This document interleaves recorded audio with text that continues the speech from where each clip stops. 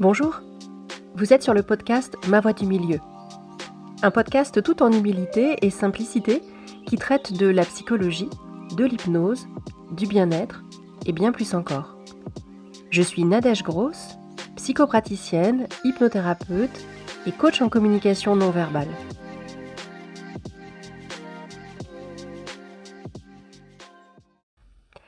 Pour ce tout premier podcast, j'ai décidé de vous parler d'un sujet que je connais bien et qui me coûte au quotidien, le syndrome de l'imposteur.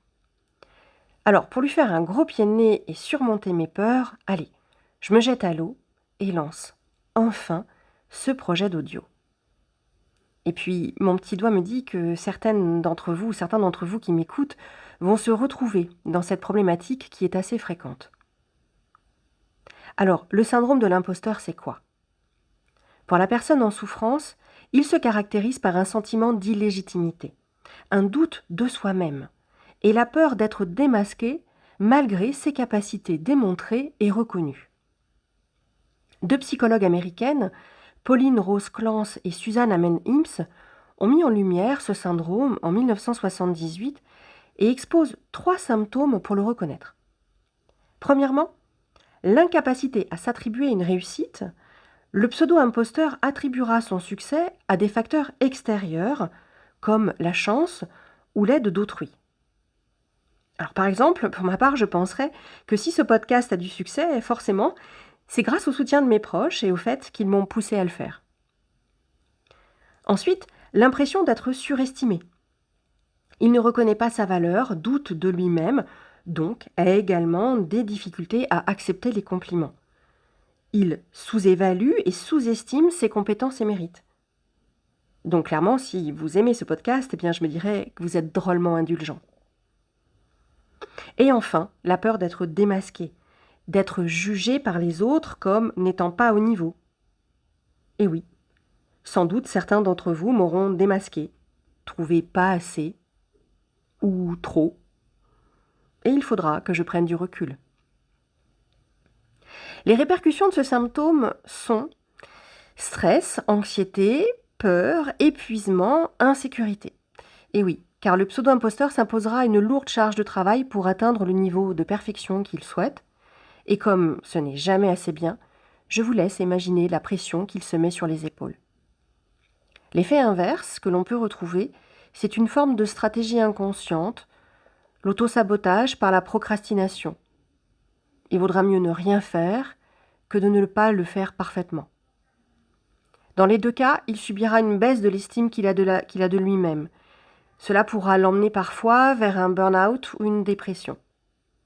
Alors, ce n'est pas une maladie psychique, ni même un manque de confiance en soi, mais bien une fausse idée de la valeur de la personne en réalité qui gâche son développement personnel ou son épanouissement. En général, cela s'inscrit pendant l'enfance. Si le jeune a reçu des injonctions négatives dans son entourage proche, familial ou scolaire, des mots négatifs, dégradants, voire humiliants, qui ont pu dévaloriser l'enfant et faire baisser l'estime de lui-même. Ce syndrome touche plus facilement les femmes que les hommes, car elles sont aussi bien souvent dévalorisées par la société. Il peut aussi se développer à l'âge adulte, après des difficultés dans l'environnement de travail, par exemple, et c'est d'ailleurs bien souvent là qu'il se manifeste, dans la sphère professionnelle, mais il peut aussi toucher le domaine du privé, et on pourra s'en reparler.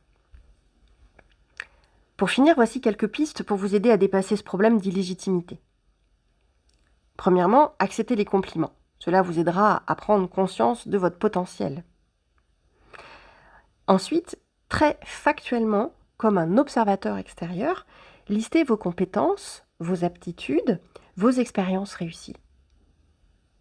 Ensuite, arrêtez de vous comparer à des gens plus expérimentés. Étudiez-les pour vous en inspirer, sans que cela vous fasse complexer.